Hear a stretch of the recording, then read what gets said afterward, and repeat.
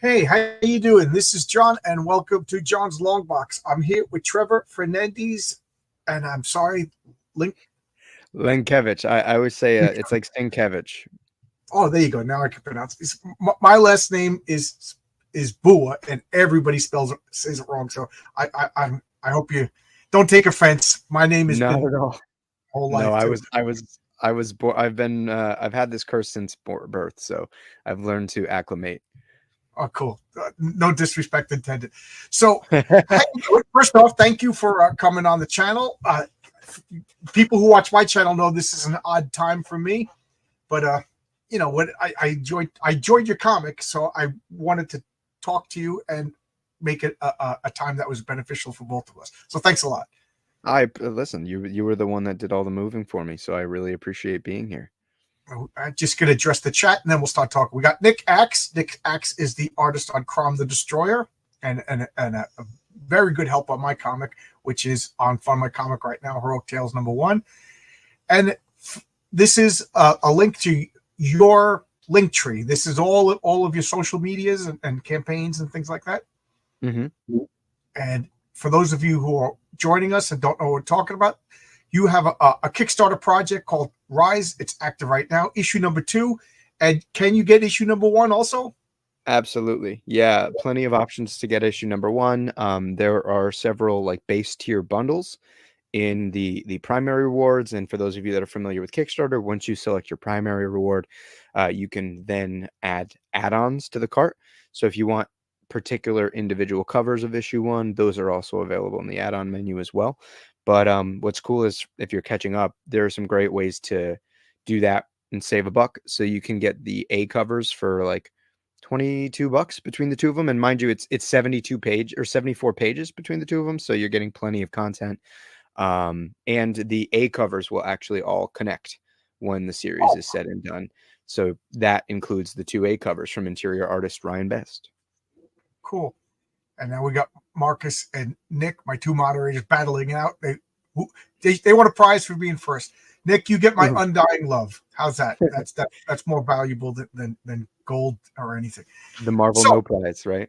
Yeah, yeah. You'll get a yes prize. It's legally distinct from a no prize. Oh God. Tapioca pudding. All right, so let's talk about your comic. You have a comic book called Rise. This is the first time you and I talking. You know, we kind of coming in cold. We don't know each other. But I was looking through Kickstarter, and I just saw the cover for your comic. And what struck me was the design for the costume of the hero, the red and white. And I'll bring up your campaign page so people know what I'm talking about. But pardon me. People who follow me know that I'm very strict about my superhero costume design, and yours follow the rules. So I was like, I gotta check this out. You know, so you're a perfect example of somebody who just the costume design made me a fan. And here I am trying to share this. Just double checking to okay, because my computer's been acting funny. So I love this red and white, simple and elegant superhero design. Did you design that? So I had a rough sketch that I took to Ryan that was definitely in need of some workshopping. And so he came back after we had sort of discussed and brainstormed with 4 designs. And I liked pieces from several of them. And we eventually expanded that to come up with 2 more additions that were amalgams of the designs, and then eventually we settled on this one, which I felt like sort of captured simplicity. It has a strong silhouette. It's not overcomplicated, but it has a lot of design elements that I love from like this sort of Superman archetype. Oh yeah, big broad emblem, highlights at the cuffs and at the boots.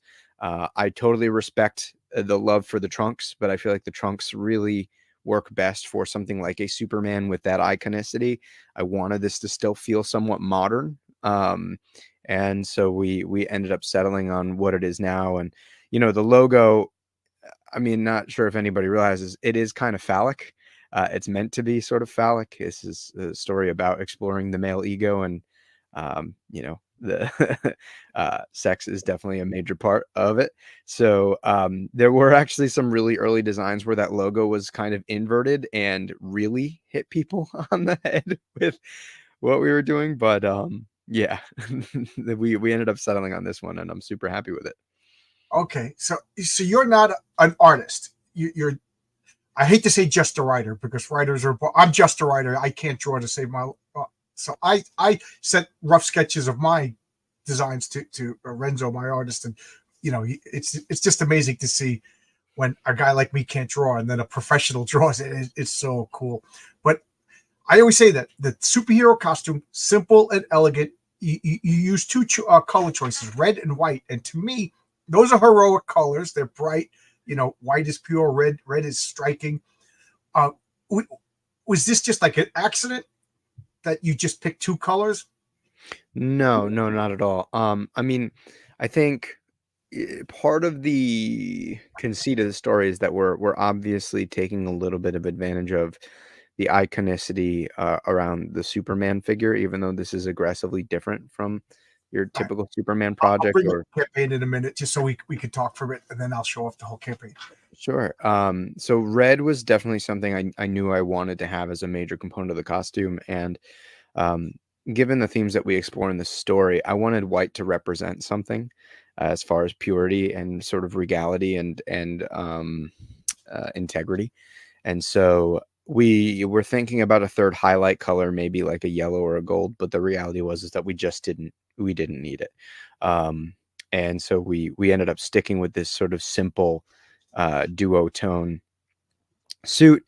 And Ryan thankfully is so good at composition and design that he was able to create sort of these striking accent pieces between the two colors that makes the suit, I think, very identifiable. It evokes some of my favorite design language as far as like contemporary superhero comics go.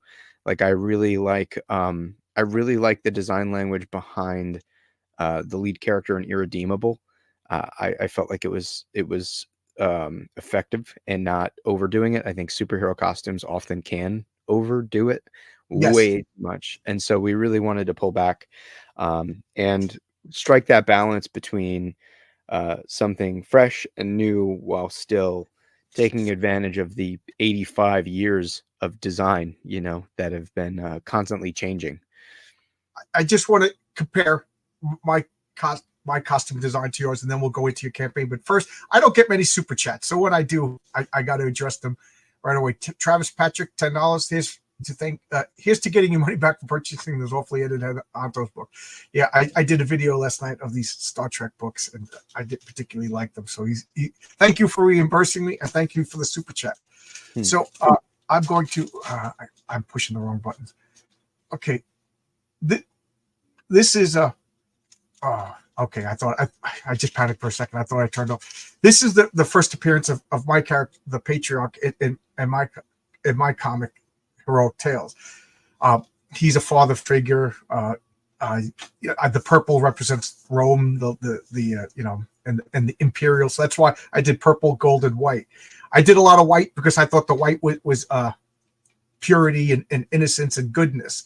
And again, just like your comic, it's not a lot of lines. Very similar, and it evokes Superman on purpose. So I just wanted to show you that why I was really taken by your design for your superhero and your costume, because it's very similar to mine, and I think we're exploring a lot of similar themes: maleness and the Patriarch is a father, a husband, and a superhero, and everything like that. So again, I'm gonna hit these buttons, and I'm always afraid that I'm going to hit the wrong button. So I'll bring back your campaign here. Sure. So tell us about your comic and your character as I babble on way too much. No, it's okay. So Rise is sort of an exploration of the male ego, the perils that come with it, and this idea that questions like what would happen if the strongest man on the planet had to feel good to do good. So his powers scale with the amount of dopamine in his system, and therefore making him performatively able or not. And for me, as a young man, I think I mean, every person on the planet has to come of age with these standards set about by them. But I think, speaking specifically to the male experience, I think we're told at a young age by an older generation that a man is to be sort of rigid and strong and fierce and a provider. And now you have sort of a more new age, progressive understanding of masculinity or interpretation thereafter, that a man should be sort of soft and loving and a little bit supplicative. And I think that the right answer is always somewhere in between. But the reality is that you have these two extreme sides that are very aggressive in telling you what a man ought to be or Wow. what a man should be. And I think more often than not, though, the common denominator between the two is that they say that a man needs to be this for other people. And I think that is a heavy burden to bear when your entire life is is really to function for other people and to perform for other people. And what happens when you don't really have the foundational structure inherent to yourself, that internal strength, that internal motivation and desire, but you're told that you need to do for everyone else. And so this is sort of an exploration of that, of this man with this responsibility that he takes on rather gladly and feels tied to, but does not kind of ground himself. And sort of what are the ramifications of that? What type of things can we explore through this sort of intimate setting? And, we are very consciously sort of issuing a lot of things in the superhero genre that I find to be distracting or that don't really serve this story very well. It is not your typical superhero story. No, And no, which I it's appreciate. made. Thank you. Yeah, and it's just really, this is the story about the man who wears the cape and the type of man that it would take, and sort of the real, I think, struggles that somebody would face with that level of responsibility and exposure. I think we're exploring similar themes. I wonder if something attractive, because again, I just wanted to show you this, and I'll get back to your campaign, I promise. When you were talking about all the responsibilities of the male, and you're supposed to be, one extreme is you're going to be tough and unloving, and the other side is supplicant. That's why I made up my character. He's called the patriarch, and I think I want him to be everything that's positive about maleness. He's a father. He's a husband. He's a protector. And this is his family. He's got 7 kids. This is his wife down here. At the end of the day, he wants to come home and spend time with his family. But when you gifted or cursed, or however you want to look at it, with awesome powers, the only way to keep your family safe is to keep the world safe. So I think in some sort of unplanned way, you and I are talking about the same thing from different perspectives. It's kind of neat.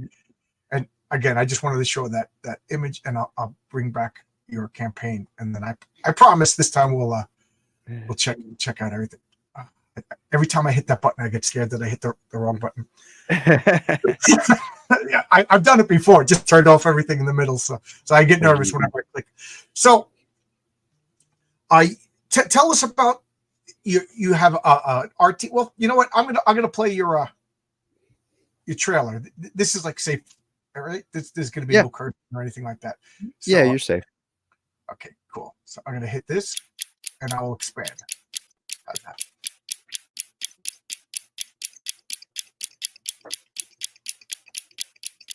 Mind if I sit here? That's fine. John. Isa. 2 of whatever she's having, please. I've got to go. I guess you have to save the world or something.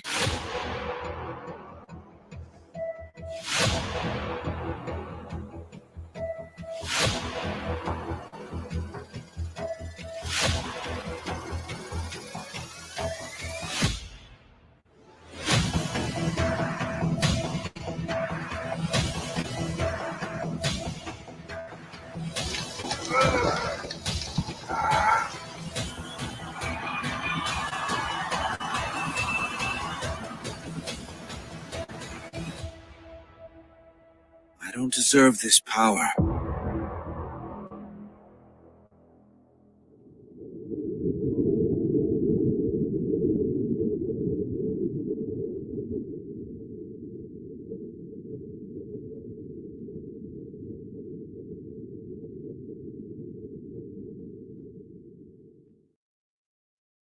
Cool. Cool. Oh, I didn't mean to remove that. Again, I'm so bad at technology stuff. So, this is your concept that you hired your artist and your team, or is this a yeah? So I wrote, created the series, wrote it. I'm art directing, and I'm working with some pretty amazing talent from all around the world to get this thing done. And is this a limited series? Is it a continuing series?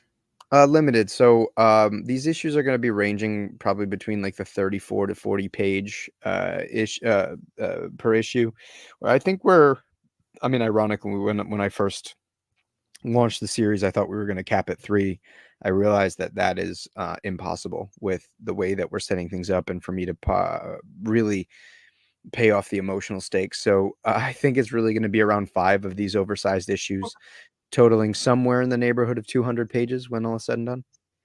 And are you going to collect it all in a big graphic trade paperback? Eventually, but with the way the pace is and sort of all that's said and done when you're producing a series, we probably won't do a graphic novel until like 2026. It'll be a while until then. Cool. I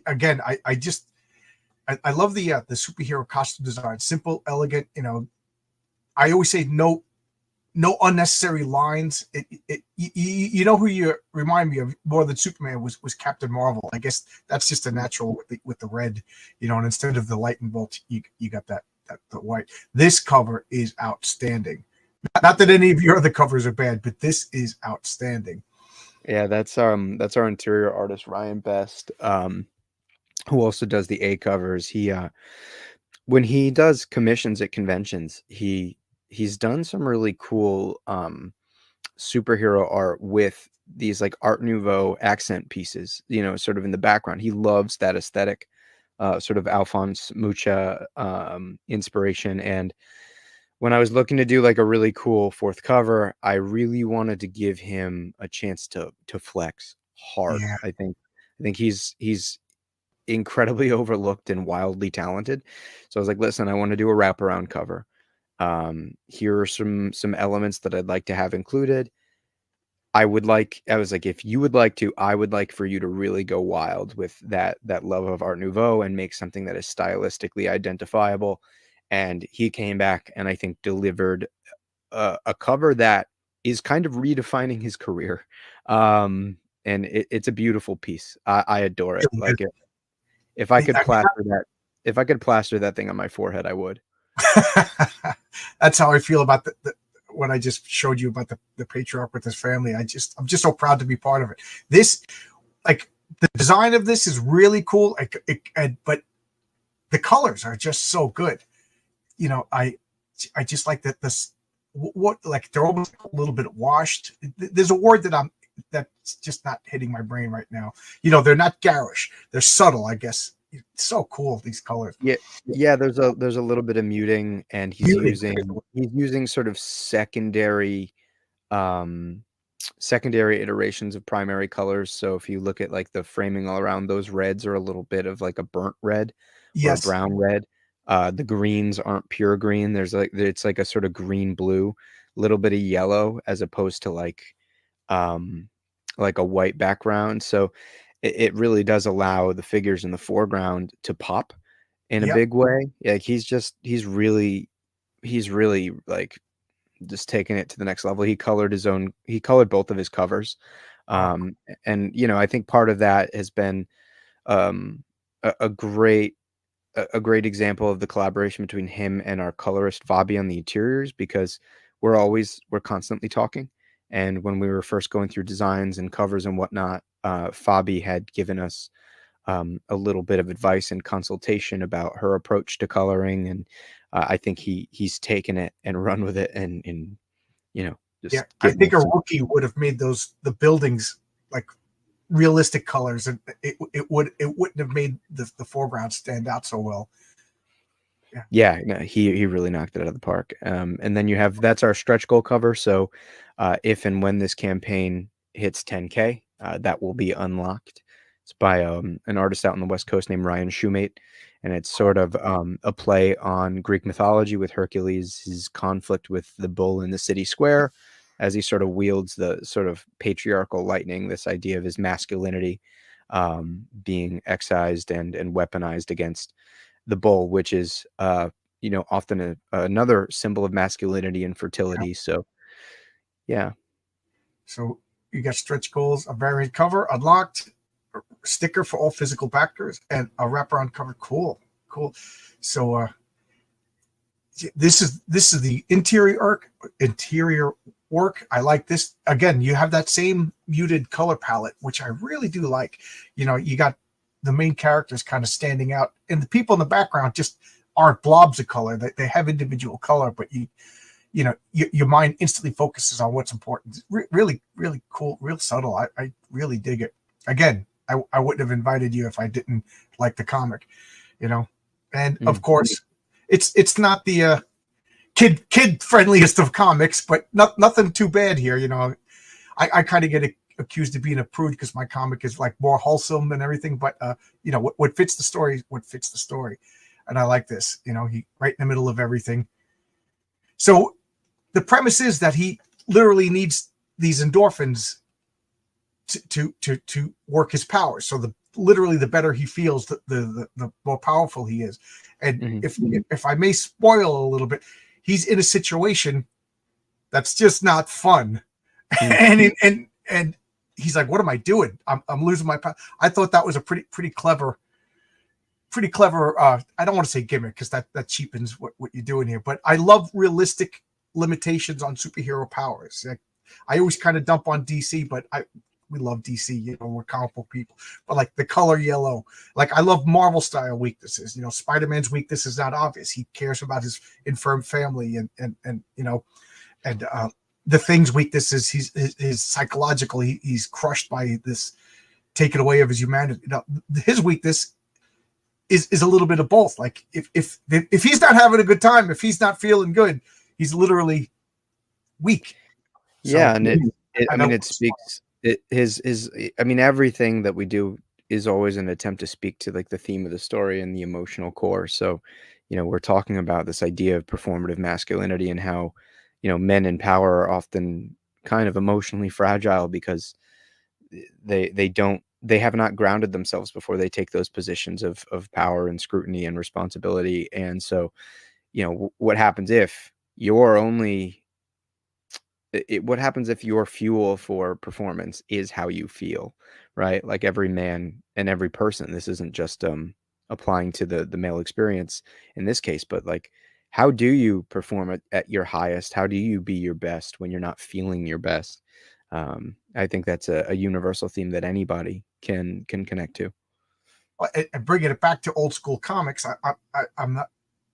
Are you familiar with the Gladiator from the X-Men? The alien Mohawk Superman kind of homage. His power was based on his confidence. If he was, he could knock down buildings, but then if he starts to doubt his power, he could get knocked out by a punch to the jaw. So yeah. Cool. No, I actually wasn't familiar with that. Oh, okay. Cool. That's old John Byrne. That's I think a Fantastic Four 250. You're talking to a comic book nerd over here. So these are your past projects? Yeah. So that first one that we're scrolling through is called Area 51, the Helix Project. That was my first work in comics. It was a six issue sci-fi thriller.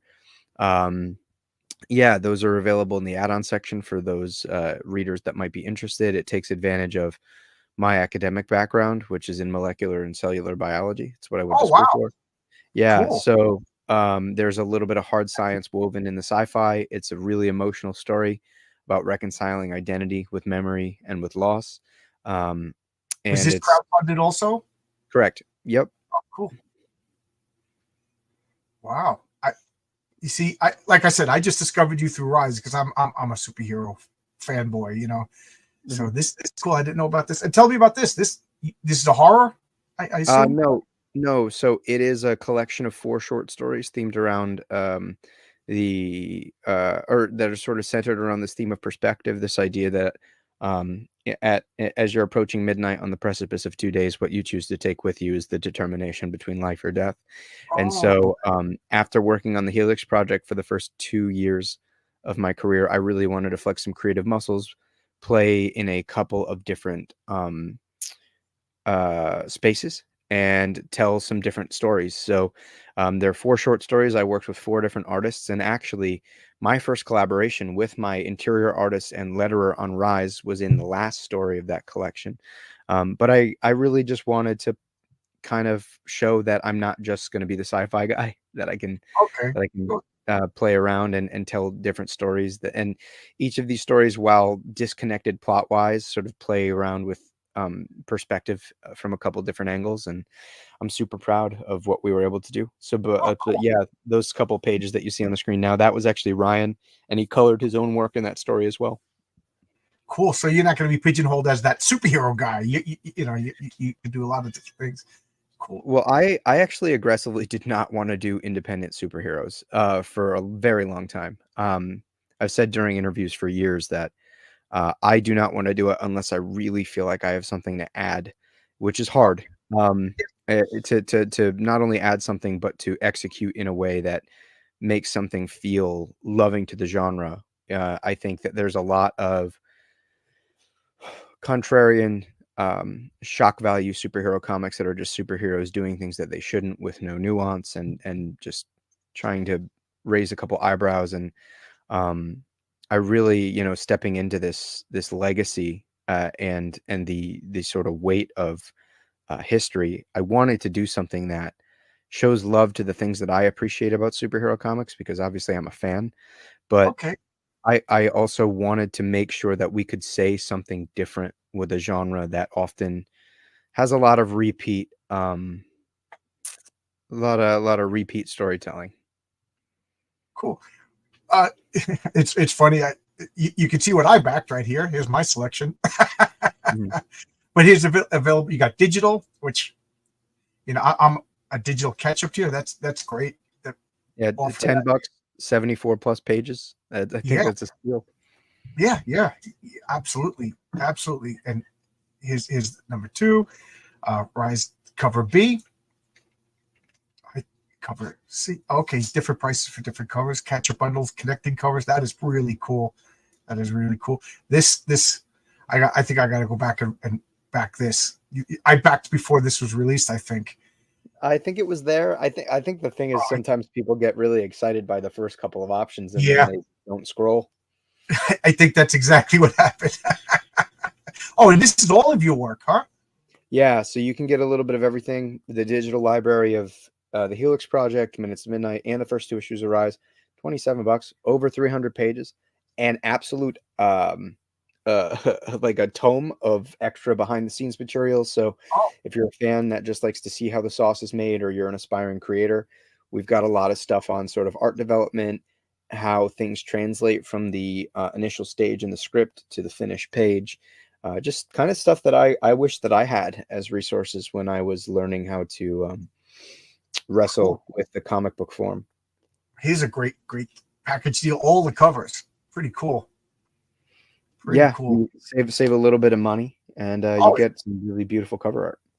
And bundles for retail is excellent. Because I don't know about you, but I kind of feel bad bypassing the comic book stores, being that I grew up working in comic book stores, hanging out in comic book stores.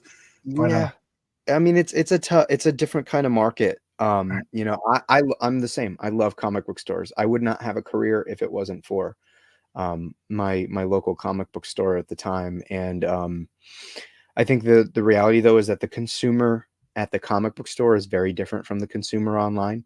Yes, especially because comics have been made as a sort of disposable physical product, fairly low production value, and the opportunity with something like this is to create something a little bit more premium, that's going to hold together better, that's going to feel better in your hands. It's not going to tear when you turn a page. So I love making sure that we can put these shops in books, because I think that's how you engage community, and that's how you really get to give back to the audience. But it is different, and comics is such a low margin business to try to try to make it worthwhile for the retailer is really tough. So I try to do my best. Like our retailer tiers are like, you're getting more than what Diamond or a traditional distributor would give on discount for a premium book. So I very much believe in that same landscape and what it has to provide for our industry.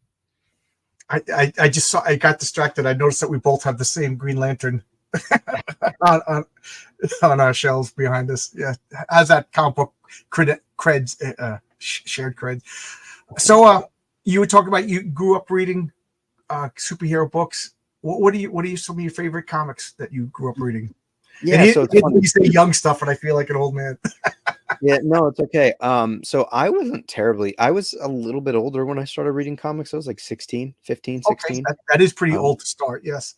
Yeah. I think I mean I grew up with the like pretension that, you know, comics were for kids, and obviously it's aggressively wrong. And I kind of found my way in with Grant Morrison's Batman stuff. Oh, good stuff. It was after it had originally been published. Like I started reading comics in like 2013, maybe 2014, but I went down a rabbit hole of like Wikipediaing Batman stuff, because I grew up with the animated series and the Dwayne McDuffie Justice League cartoon and all of that. So that was my access point, was Batman. And ironically, the first comics I ever bought were a collector's set of Final Crisis, and they came in the mail. I had no idea what the hell was going on, and but was captivated and had so many questions. And obviously the J.G. Jones artwork was out of this world. Yes. And so again, went down another internet rabbit hole and saw Grant Morrison's name attached to a Batman run in tandem with Final Crisis, and kind of went from there. And like, I didn't really know that graphic novels like collected the single issue. So I like went on eBay and was buying like full lots of Grant Morrison's Batman. And eventually, once I had finished that, I was like, where do I go from here? I went to the comic shop and I got handed the New 52 Batman Volume 1, The Court of Owls, Scott Snyder, Greg Capullo. And that changed my life. Like that, like I remember I was not a reader growing up. I didn't have the attention span for anything. Oh, really? Yeah, not at all. And considering that you're a biologist, I figured you'd be like the best reader in your class. No, wow. I'm so bad at reading. Like if the minute I get bored, I cannot force myself to give a shit about anything. Wow. It's kind of crazy. It's unexpected, but I remember just like powering through that trade in one night, and I was like, okay, get the second trade the next day. Well, in your defense, you finally found something worth the effort and worth reading. Some, you know what I mean? Like, sure, for sure. The story I always tell from third grade, I couldn't read, and here I am in third grade, and literally I was in the bottom reading group, and my friends got into comics, and I found something worth the effort to read. Before that, I was just like, yeah, read whatever gets the teacher off my back, you know? Totally. Yeah. And so I was just really taken with that story because, you know, I had just read the Grant Morrison stuff. So I was like, oh, like, even though this is a reboot, this ostensibly still carries with it the history of everything that I just read and feels fresh and new. And I remember at the time I was already starting to catch up, and all they had was like the third volume of that run had not come out yet. And at the time, with the bigger stories, DC would do like a hardcover release first, and then you'd get the soft cover trade like several months after. And so I remember like really breaking the bank, like the extra $8 to buy the hardcover version, because I could not wait. I could not be bothered to wait. And so I got Death of the Family, and after that I was like, well, now I'm caught up with the trades, and I ended up becoming a Wednesday warrior from then on, and buying Zero Year, and reading Batman bled into buying Batman and Detective and Justice League, and then Green Lantern and Flash, and eventually, you know, taking the leap over and buying Marvel, and, you know, as an adult sliding into indie, and that was sort of my journey into reading comics. Wow. You're one of the, you have a unique story in that, not that 16 is an adult, but I could say later in comic book life, most of the people that I talk to just seem to be like, yeah, I've always read comics. There was a comic in my house as a kid, you know, be it an Archie or whatever. And, you know, like you said, by 16, like that is kind of late. Like, I don't find, may I ask how old you are now? I'm 26. Okay. Cause it's almost like youngins don't, don't get comics anymore. Like, when you were 16 going into the comic shop, did you find yourself like one of the youngest people? No, I was. Oh, was I one of the youngest? Yes. Oh, but my God, yeah, by far. Yeah. It was an interesting experience for me, and honestly, like something I look back on very fondly. The early days of going to the shop and like talking to the guys behind the counter and learning about what was coming out and sort of the history behind some of these characters and the iconicity. I remember really looking forward, like every couple of weeks, going to the shop, picking up my books and like fiending for that next hit of Batman.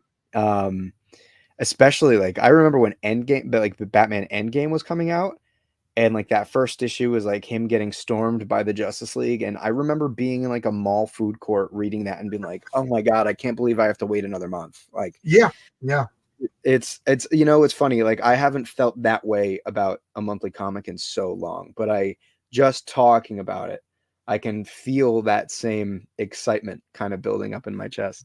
Yeah, it is fun. What you just said, I in my comic store, I would get my bag of comics. I had my pull list, and I remember leaving because it was a tiny little parking lot, and if you just stayed there, the next car couldn't come in, so you had to leave. And then there was a Burger King, going into the Burger King drive-through, and then just sitting in the Burger King parking lot, eating French fries and a burger, reading like I didn't even make it home, where I had to read these. Usually, by the time I got home or by the time I went to bed that night, I was done for the month. I'm like, now what do I do?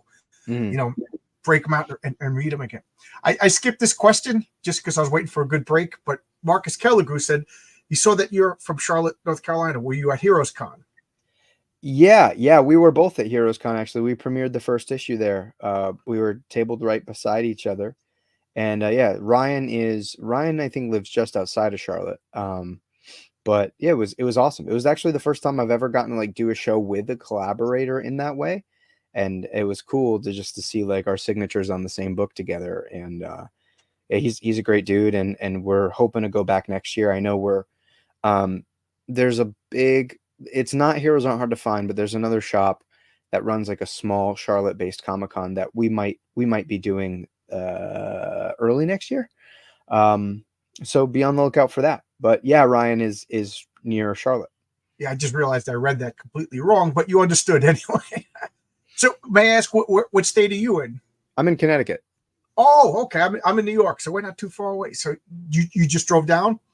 No, I flew. I fly to most shows now, just because it's a timing thing, and like I still have a full-time job. Like I wait tables and tent bars, so it's luckily it's somewhat flexible, but it's one of those things where I'm working up until the day I leave, and I'm working as soon as I come back. So the added efficiency of plane travel makes that a little bit more possible. Yeah. Although I'm not gonna lie, I've kind of been fixing to do a proper road trip. It's been a while. I love a road trip. It just becomes an issue of time, and especially because con season is generally focused during the summer, and that's when I make most of my money. It's hard to take the extra time to be on the road. It's work gets in the way of comics, huh? Doesn't it? I mean, I think that, unfortunately, I'm getting to a point where in a couple of years, I don't think it'll have to be that way anymore. But for now, yeah, it is very much the case.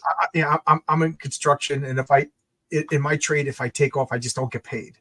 You know what I mean? I do pretty good while I work. So I really wanted to go to Heroes Con. Marcus lives by there. He's been inviting my childhood friends. We scattered around the country. We all seem to meet at Heroes Con, and every year they invite me.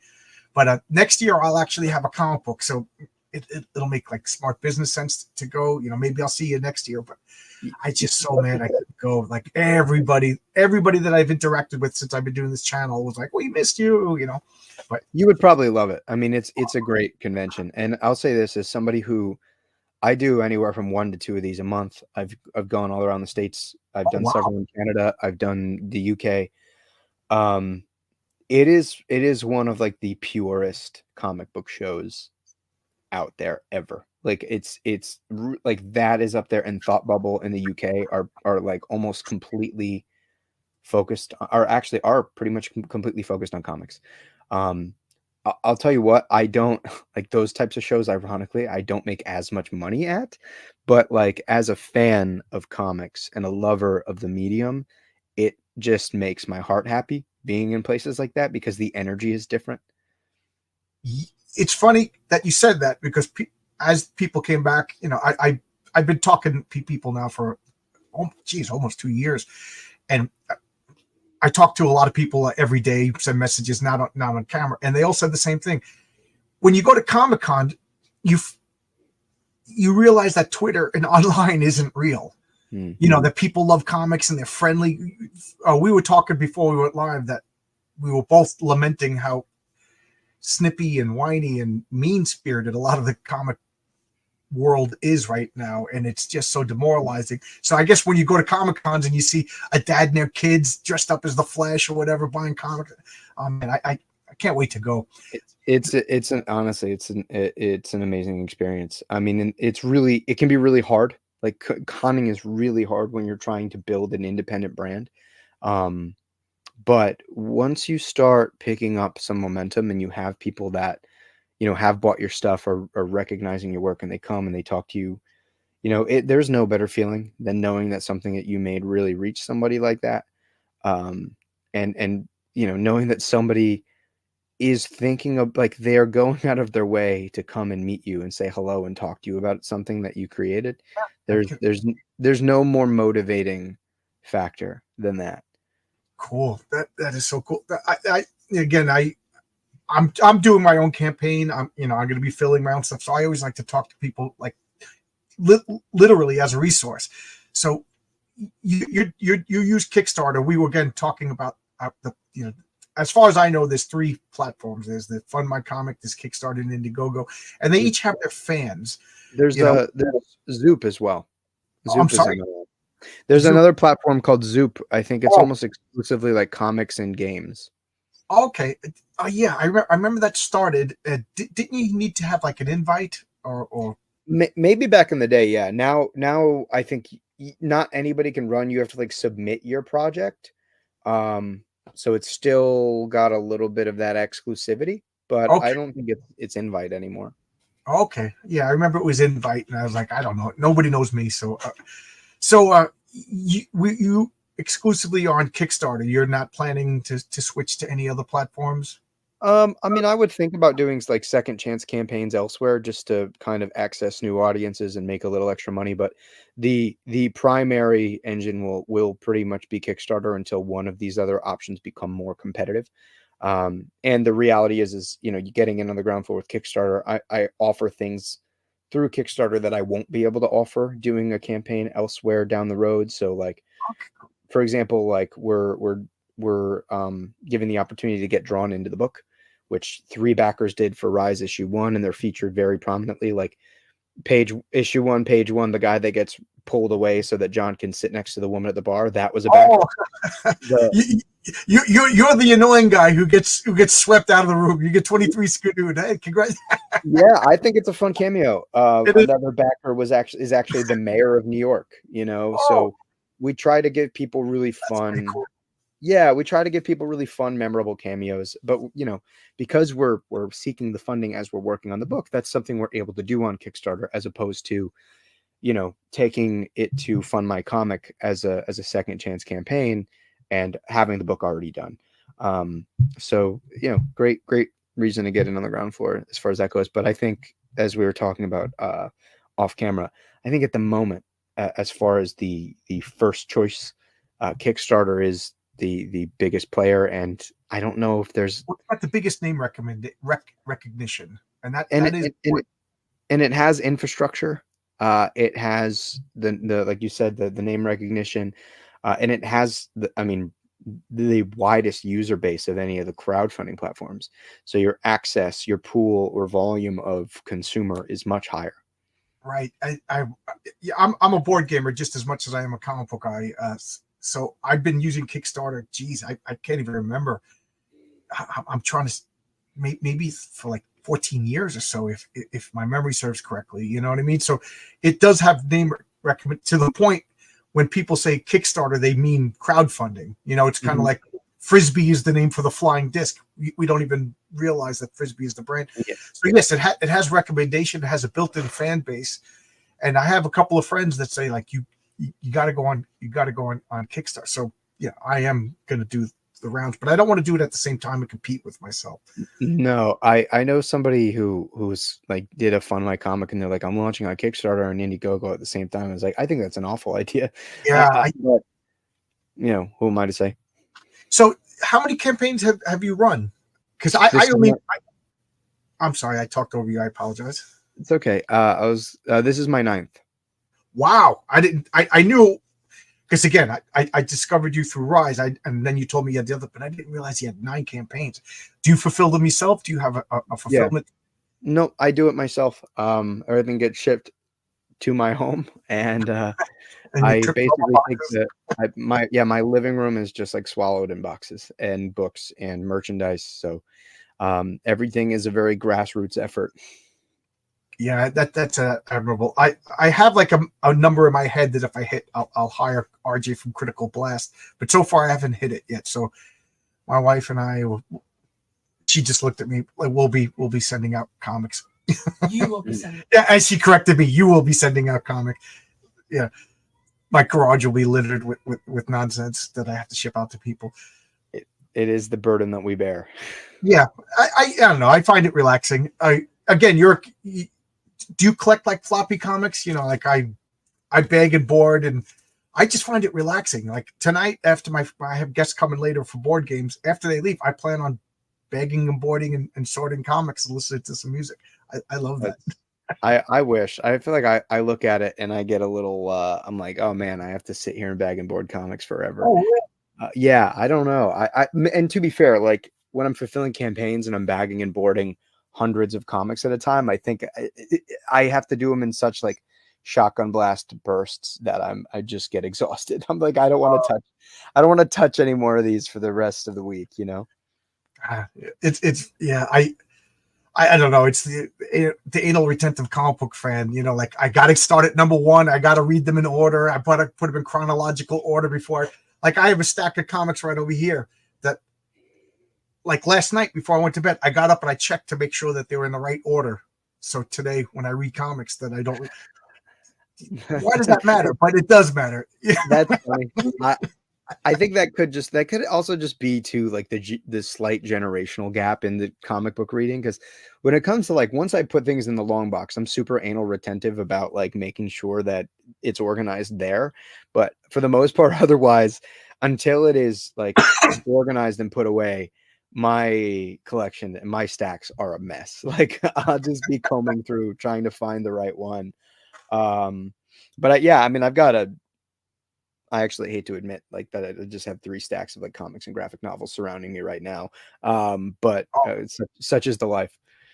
I mean, I made no bones about it. I still have 18 long boxes of comics I haven't read yet because I'm just a lunatic, you know. So there you go. Crazy. Now, I wanted to ask you, you're going to cons now, so I assume you're selling comic books to people that never backed you, don't even know you're crowdfunding. Mm-hmm. So obviously you print a little bit above what you get. So, you know, you'll have some for the second, but you must print a lot extra in order to do that. How do you figure out those numbers?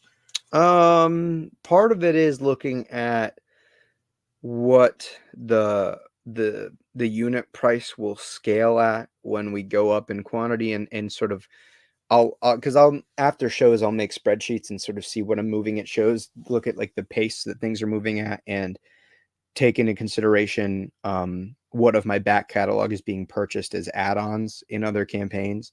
So I look at like, okay, if I can get it down to this price per unit, I might hold on to it for X amount of time, but that means I won't have to reprint for a while and my profit margin goes up broadly. So depending on the book nowadays, I usually print anywhere from 2,000 to like, I mean, my highest print order was 3,000, but I generally probably stick between 2,000 and 2,500 copies per book.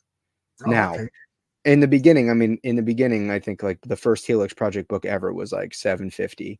And then I think the second book was like about 1,000. Third book was like 15. That's still a lot. Fourth book was 15, yeah. And then it was around like I reprinted issue 1 of the Helix Project, and that was the one that I did at 3,000 because I was like, okay, it's a 6-issue series. People will always want issue 1s as like a sort of taste. And I got to do something cool with it. Like that when I I didn't think I was going to be reprinting my first book so fast. So we got to do like a brand new variant cover. We embossed the cover as well and added like a bunch of cool behind the scenes features in the back. We did the same thing for issue 2, but as opposed to embossing, we added this beautiful spot gloss as well. So it's because printing is expensive. So if I can find ways to make sure that I don't have to keep going through that process, because I'm already doing it a lot with new projects, I will. Yeah. Again, I always like to ask people. I get people who've made 9 campaigns, ask them all the questions, because I'm in the middle of my first, and sometimes I realize I don't even know what's coming. You know, you never do until it happens. That's the unfortunate reality of crowdfunding, and it's all changing so fast. It's like I find like I have a lot of it's weird to say because I still feel like the new guy, but I still have a lot of people who are sort of coming up behind me who ask me questions about like the numbers and the marketing and the monetary stuff. And it's like, frankly, I have no idea. It's changing all the time. I have sort of speculation and I have my experiences, but even then in the 3 years, the 9 campaigns, so you're doing something right. I appreciate that. But you know, short. Yeah. After 3 years, though, there were things that I was doing in the beginning that I knew objectively were true or helpful that now are not. So it's changing. Like the landscape is changing so quickly. Have you ever made disastrous mistakes that you're like, oh man, I can't afford to do that again, you know, or that was, ooh God, that could sink me. I've definitely made plenty of mistakes. I mean, early on, for example, I was not charging nearly enough for shipping. Like, you know, because you got to imagine when I started 3 years ago, I was like 22, 23. And I like had never shipped out that many packages a day in my life, you know, like, and I didn't know what things were worth. I didn't really understand like international shipping. And tell me keep in mind, I started during the pandemic when like shipping prices were going crazy out of nowhere and taking forever. So like learning how to ship and fulfill was, I mean, frankly, like it took me like the first 2 years were just a massive lesson in fulfilling and shipping product. I mean, the big thing now that I have to make sure is that I'm not getting overwhelmed and making stupid mistakes. Like on Rise 1, so much was going on when we launched that book, and I was like in the middle of the campaign flying to the UK to do Thought Bubble, that I forgot to add variant covers to the add-on menu of the project. So people who like didn't want to get the full 4-cover bundle could not just pick up A cover, B cover, A cover, D cover, A cover, C cover. They would have to go 1 cover or bust. And then because I spent so much time adding my back catalog to the add-on menu, I forgot. Sort of stupid mistake. Oh my God. Right. And I was like 2 weeks into the campaign before I realized it. And I was like, oh man, I really like cut myself off. Yeah. I know the moment that I recognized it, I had actually, funnily enough, just like walked around London with Rich Johnson from Bleeding Cool. And I went to go get dinner in sort of central London. And I was like combing through. Oh, somebody had messaged me. They're like, what if I want to get the B cover or the C cover, but I don't want the bundle? And I was like, what are you talking about? Like everything's in the add-on menu. And I was prompted. It's simple. What do you mean? It's just a simple button. Yeah. And I was like, oh my God. I was like, I don't have any of the extra covers in the add-on menu. So people that wanted like 2 or 3 covers as opposed to like 1 or all 4 couldn't do it. And, you know, obviously the beginning of the campaign is the most important. So I really just like, shot myself off at the knees. So I'm still making mistakes. That with Kickstarter? Huh? Were you able to fix that through Kickstarter? Totally. I was able to add it. But the reality is like not taking advantage. Like I probably lost at least $1,000 of people not being able to add on books in the beginning when they're the most excited about the campaign. Right. That is the reality. The leverage that you have when you have a new exciting product, people will make impulse decisions and add that extra cover. Whereas me going back, as a matter of fact, and updating in messages and be like, hey, I screwed up.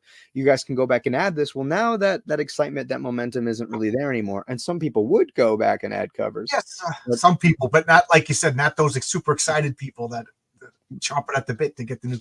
Right, because at that point they're like, well, now I have to go back and do something again. You know, it's not just there. It's not one smooth motion. Right. It's not new and shiny anymore. Right. So I'm still making mistakes. Now the context of those mistakes are very different. Whereas before it was inexperience. Now it's because I get a little overwhelmed and have a bunch of stuff going on and make dumb decisions or lack thereof. When I launched, I have a coin. You know, it says Heroic Tales. It's got the patriarch symbol on one side, says Heroic Tales on the other. And you added it, but it didn't get figured in. So for like only 4 or 5 hours, thank God, people thought they were buying the coin and they didn't get the coin. You know what I mean? And then we fixed it and we were able to put it on. I sent out a message, you know, and a couple of people that were kind enough to rebuy it. Like, I guess within 4 hours, they still had that initial enthusiasm to like, I don't mind doing something else. You know, John's a nice guy or whatever. I really want the coin. But yeah, you know, you're like checking something out and somebody messaged me. It's like, dude, I went the coin for free. And I'm like, no, that coin was expensive. It can't be for free. Yeah. But we were talking beforehand. When you purchased my comic on the credit card, it came up as YouTube because I was like, yeah, I'm a YouTube guy. So a lot of people were like, I didn't buy anything on YouTube and disputing. That almost sank my whole campaign. Luckily, Luke Stone and I were able to figure it out. But oh man, I made some pretty disastrous mistakes that I'm kind of grateful that I made them now, to be honest, because I don't learn anything from doing. If I do it right the first time, I don't remember what I did. But if I F up, man, I'll never forget that. Yeah. So are you working with the same art team on? I mean, I know you're not working with the same art team, but do you have like a core guys that you work with, or core ladies and gentlemen that you work with? No, not really. I mean, at this stage, I've worked with dozens of different artists and collaborators. I mean, certainly, like if I announce a series, my goal is to have the same creative team for the entire series. Yes. But no, yeah, I mean, Rise. The only cross-pollination is that Rise has, like, I worked with Ryan and Matthias on the last story in Minutes to Midnight. And truthfully, I mean, working with Ryan in that short story was my litmus test to see if I wanted to do something longer with him and to see how we work together. And obviously it panned out very well. Cool. And same with Matthias. So, and we do have, like, I have a couple, you know, I have a cover artist here or there that I've worked with in the past, like, the B cover artist for issues 1 and 2 of Rise drew the first story in Minutes to Midnight.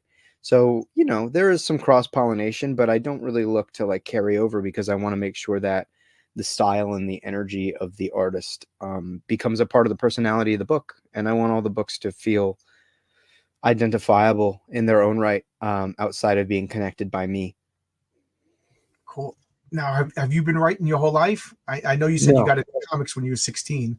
No, not at all. The Helix project was the first thing I ever wrote, to be honest, outside of like school assignments. It was a weird process. And I've always been the creative type. Like I was very musical growing up. I've always loved stories. But I didn't really grow up with I didn't grow up with a bunch of cable. My mom is a Portuguese immigrant. So like, she didn't really much believe in like spending a bunch of money to go to the movie theater outside of like the rare occasion. So it was weird. I think I always kind of, as a kid, would just imagine things all the time to let the day go by. And I've become like an avid lover of film and television as an adult, sure, but in comics, obviously. But yeah, I wasn't really growing up. I was not really engaging with that type of content or writing very much. It really was like when I was in college, I didn't have many friends into comics, so I started doing YouTube and I was doing reviews, and they became more and more analytical because I felt like we were missing. Yeah, and I also felt like comics criticism was kind of trash. Like people didn't review comics the way that film or prose got reviewed. People weren't talking about the technical application of the craft when they were discussing like whether or not they felt like something was good or not. And so I did a bunch of research on like the craft of making comics and storytelling, and even like going as far as to read like cinematography and directing books. And I would talk about comics in the way that I felt like comics deserved to be talked about. And I was also doing interviews at the time. And, you know, the one thing that was constant was I'd interview people that I really admired, like Robert Venditti or Brian Hill or Pete Tomasi. And they'd be like, you kind of seem to have a head for this stuff. Why aren't you writing comics? And I was like, I don't know. It just never seems feasible, you know? And I had done like a press panel for New York Comic-Con in 2019. And the sort of keynote speakers were C.B. Cebulski and Chris Claremont. And I had asked a question, and as the panel was like leaving, CB and I had kind of crossed hairs, and he was just like, have you ever thought about working in comics? And I was like, not until the editor-in-chief of Marvel asked me that question. And he handed me his business card, told me to apply. I did. I interviewed in Midtown Manhattan the week that hand sanitizer and toilet paper was selling out everywhere, thinking that a couple months later I would be working for the House of Ideas. And obviously that didn't happen. And several months through the pandemic, I was like, well, I wanted it. Like, I didn't realize how much I wanted it until it was taken away. And that's where I took to Kickstarter and produced my own work. And frankly, I mean, in the moment, it was really, really heartbreaking. But to be honest with you, I'm really happy that it happened the way it did, because I think that there's a possibility that I might have gotten lost in the machine early and just become a part of the system. And I think now that I've had the opportunity to take my licks and to do things independently and for all intents and purposes, do them the hard way, I think I'm all the better for it. And I think as a creative person and as a figure in the industry, it makes me a much greater asset. Yeah. And you got your own toys to play with, you know. Mm-hmm. You own the stuff. As much as I would love to write the Fantastic Four, because that's my favorite all time, I do like that I have my own little world that is mine, you know, for good or for bad, it's mine. And, you know, totally. if people like it, it's because of me. If people don't like it, it's also because of me. But this is an hour. I chopped down a tree the other day, and I got to get all the wood off the lawn before my lawn gets burnt up. So anything you want to say to us? I find an hour is the perfect time for a video. You know. Sure. I mean, no, John, thanks for having me. Thanks for the opportunity. No, I enjoyed your comic, and this is what I like to do. I like to talk to people about comics. I like to get the word out about comics that I enjoyed. So, man, this was a pleasure for me. Yeah, and for anybody watching, I hope you check out the campaign. We've got 18 days left as of recording this thing. We're at just about $9,100-ish, and we're trying to break 10K sometime in the next few days. And I put my link up. How bad is that as a host? Yeah, you're killing it. You know, I think you're doing a pretty good job. And how often do you have a campaign? Once every 3 or 4 months. Oh my God! Yeah, awesome. Yeah, so we're trying to break some stretch goals. If you check out the campaign, we are I think the most competitively priced comic in crowdfunding right now. Yes, your prices are very, very reasonable. The print quality is very high. Yes, absolutely. People who watch my channel know I'm very particular about the way my comics feel. You know, your comic is a real comic. I mean that in the best sense of the word. It looks good. It reads well. It feels good, which is very important to me. You know, I don't want to say anything bad about other people, so I'm not mentioning names, but I've got some crowdfunded comics that I'm like, this wasn't ready to be born yet. It needed to gesticulate for another month or two before but yours is excellent. And again, I didn't know you had 9 campaigns, so you're a veteran. Thank you. Yeah, it's you know, I also believe in delivering value and making sure people get their money's worth. Like I have been, I was a consumer. I was a high school kid with no money who suffered to pay the extra $8 so that I could get that Batman hardcover, you know? Yeah. So I believe in that. And I believe in making sure that these stories are accessible, because above all, I'm a storyteller and I want people to engage with these things more than I want to sell a product. So it's like, if you want the first 2 issues of Rise on digital for the 74 plus pages, you're paying $10. Right. You want to catch up and grab the connecting covers, the connecting A covers, you're paying $22, 74 pages. I think the cover stock is like 100-pound cover stock and 80-pound interior with, and mind you, the first issue has 2 triple-page spreads. There's a fold-out, which yeah, I saw that. That took me by surprise. I was like, I get a centerfold in here. What kind of comic am I reading? Yeah, it's actually, so if you take a look at it, is the first issue. Where is the page? So don't wrinkle your comic in front of me. I won't be able to sleep at night. But yeah, so you have a full triple-page spread. There's actually 2 of them. Yeah.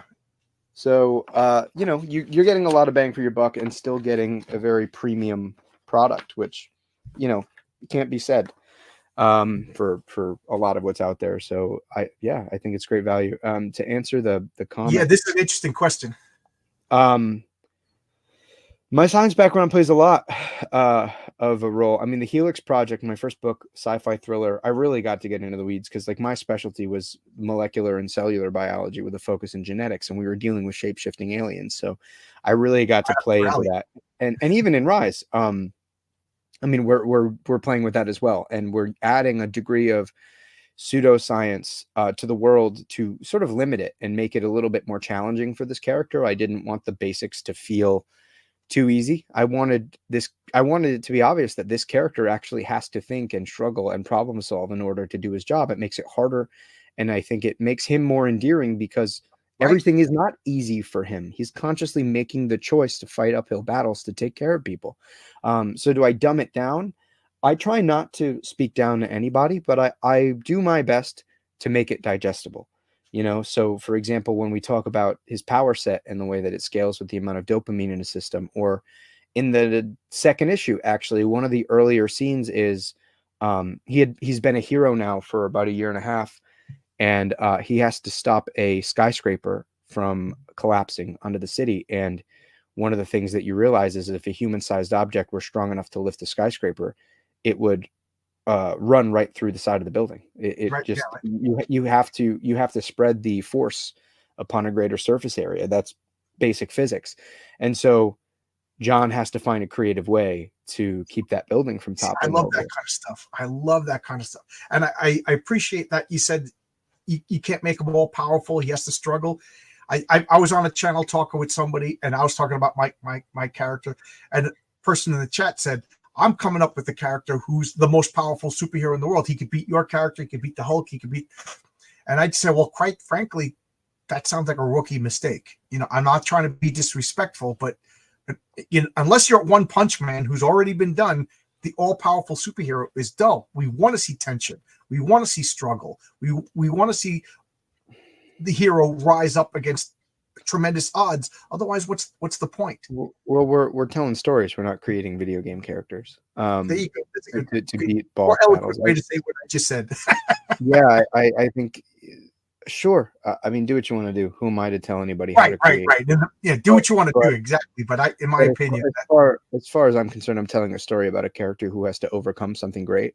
And if they're overcoming something, it means that they have a deficiency. They have something that they need to work against and push against. Nick is one of my guys who's been helping me along, coaching me along, and that's one of his things. There has to be tension. And if you could just beat anybody, where's the tension in that? And speaking of tension, Nick gives me a lot of tension, probably in my neck and in my ass area. He's just a pain. But I really have to go. I have to clear this lawn before my guests show up. I can't have people tripping all over wood. But thanks a lot. It was a pleasure. I'm rooting for you. I'm really impressed that you have 9 campaigns. I like your comic. I love the design. Perfect. This is a legit example of sometimes a superhero costume catches somebody's eye, and your price was cheap enough that I could take a risk, and I'm glad I did. Thank you. Know, it wasn't a $35 gamble. I would have passed. You know what I mean? So I think you're doing everything right. I appreciate that, John. Thank you for having me. Thank you for the vote of confidence and for the support. You know, we're telling a story we care about, and like I said, at the end of the day, the primary concern is making sure that this story is read and engaged by the people who want it. And cool. I'm glad it panned out well in your case. And come back. You know, come back. We'll talk about number 3. You know, after I read number 2, we'll talk about number 3. Thanks a lot, buddy. All right, see you, everybody. Thank you guys for showing up at an odd time for me. You know, So I appreciate 22 people watching this, and then however many in the replays. Thanks a lot, everybody. And I got to get going before I get sued by my guests for having them trip and break their ankles. Bye-bye, everybody.